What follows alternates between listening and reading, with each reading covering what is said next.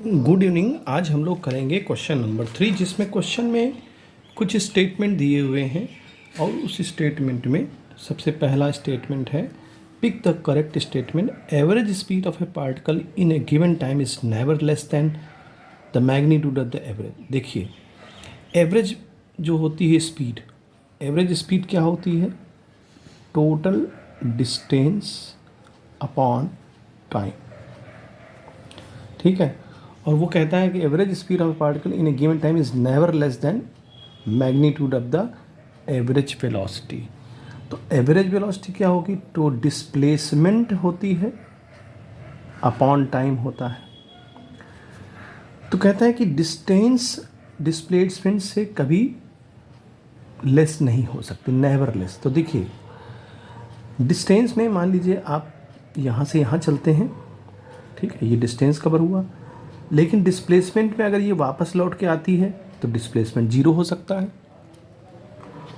Straight line में तो ये संभव है, स्ट्रेट लाइन अगर है तब तो ठीक है। अगर स्ट्रेट लाइन जा रहा है तो टोटल डिस्प्लेसमेंट भी आपका वही रहेगा जो आपने टोटल डिस्टेंस कवर किया है। तो एवरेज स्पीड और एवरेज वेलोसिटी जीरो बराबर हो सकती है। वहाँ पर एवरेज स्पीड इक्वल हो सकती है किसके? एवरेज वेलोसिटी के। लेकिन अगर कोई दूसरा पाथ बना लिया इसने, या सर्कुलर पाथ बना लिया, या वापस लौट आया ये ऑब्जेक्ट, तो उस वक्त फिर एवरेज स्पीड जो है हमेशा ग्रेटर होगी। तो लिहाजा पहला जो ऑप्शन आपका ए है वो करेक्ट है, क्योंकि एवरेज स्पीड हमेशा जो है एवरेज वेलोसिटी से या तो बराबर हो जाएगी और या फिर जो है कम नहीं होगी। नेवर लेस इसने बताया ना, तो नेवर लेस में कम तो नहीं हो सकती, बराबर हो सकती है, ग्रेटर हो सकती है। ये आपका पहला ऑप्शन सही है। अब देखिए दूसरे ऑप्शन की बात कर लेते हैं। दूसरे ऑप्शन में जो क्वेश्चन कहा गया है, क्वेश्चन कहा गया है कि it is possible to have a situation in which D we by D T is not equal to zero. देखिए, D we by D T क्या होता है? अगर हम D we by D T की बात करें नॉट इक्वल टू जीरो, तो ये होता है वेलोसिटी। देखिए, स्पीड होता है ना, स्पीड या वेलोसिटी जिसको हम कहते हैं, वेलोसिटी का अगर हम डिफ्रेंशिएशन करें तो क्या बन जाएगा? वो एक्सीलरेशन। ठीक है, वो क्या बन जाएगा? एक्सीलरेशन।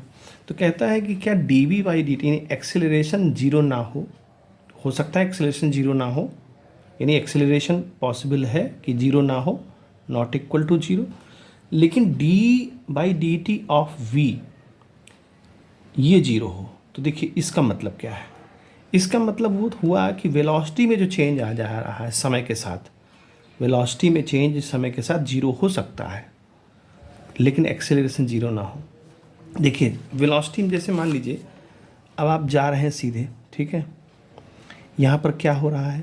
यहाँ पर हो रहा है कि जैसे इसको सर्कुलर मोशन में अगर हम देखें, सर्कुलर मोशन में तो वेलोसिटी में चेंज तो लगातार वही हो रहा है मैग्नीट्यूड के फॉर्म में, क्योंकि मैग्नीट्यूड की बात कर रहा है ना, मॉड लगा है, तो मैग्नीट्यूड के फॉर्म में उतनी ही डिस्प्लेसमेंट ले रहा है हर टाइम में।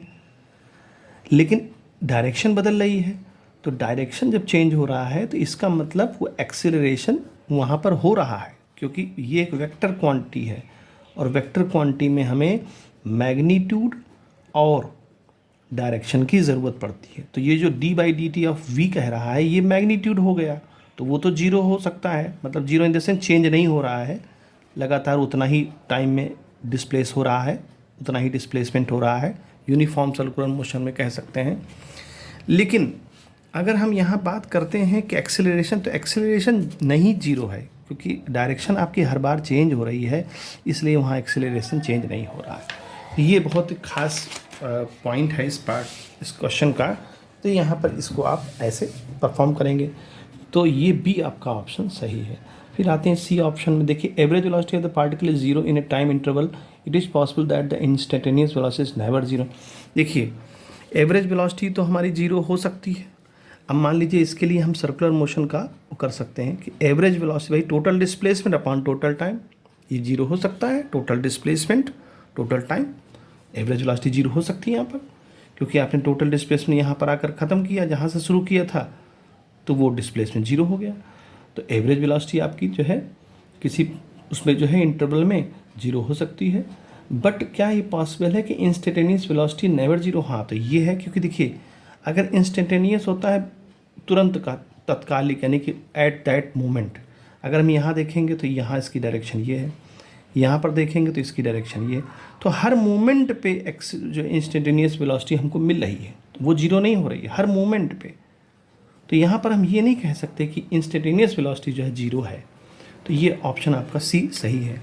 अब डी ऑप्शन आपका गलत है। देखिए क्यों गलत है। कहता है कि average velocity of the particle is moving on a straight line is zero in a time interval, it is possible that the instantaneous velocity never zero in the, क्या ये संभव है कि वो इंस्टेंटेनियस वेलोसिटी जीरो ना हो, never zero हो? तो देखिए जैसे मान लीजिए आप जा रहे हैं डायरेक्शन एक स्ट्रेट लाइन में, और स्ट्रेट लाइन में जाने के बाद आपने तुरंत जो है वापस हो गए, रिवर्ट हो गए। तो जब आप रिवर्ट होंगे तो एट एक पर्टिकुलर एक मोमेंट आएगा ना, जहाँ पर आपका इंस्टेंटेनियस वेलोसिटी क्या हो जाएगी, ज़ीरो हो जाएगी, जब ही तो आप पलटेंगे वापस। तो कह रहा ना इंस्टेंटेनियस वेलोसिटी नेवर जीरो, तो नेवर जीरो वाली बात तो नहीं हो सकती। यहाँ पर आपका जीरो, जैसे ही आप जो है मूव करेंगे जैसे उसी मोमेंट पे, तो जीरो हो जाएगा। तो ये जो सी ऑप्शन है ये गलत है आपका, सॉरी डी ऑप्शन। जैसे आप वर्टिकल ऊपर फेंक रहे हैं कोई चीज़, तो गई और तुरंत फिर उसी मोमेंट पे ये नीचे डायरेक्शन हो जाएगी उसकी, तो उस मोमेंट पे इंस्टेंटेनियस वेलोसिटी तो हमारी जो है उसी समय तत्कालिक जीरो हो गई ना उस पर्टिकुलर मोमेंट पर। तो ये जो है ऑप्शन हमारा जो डी है वो गलत आंसर ऑप्शन है। तो इस तरह से इस क्वेश्चन को करें।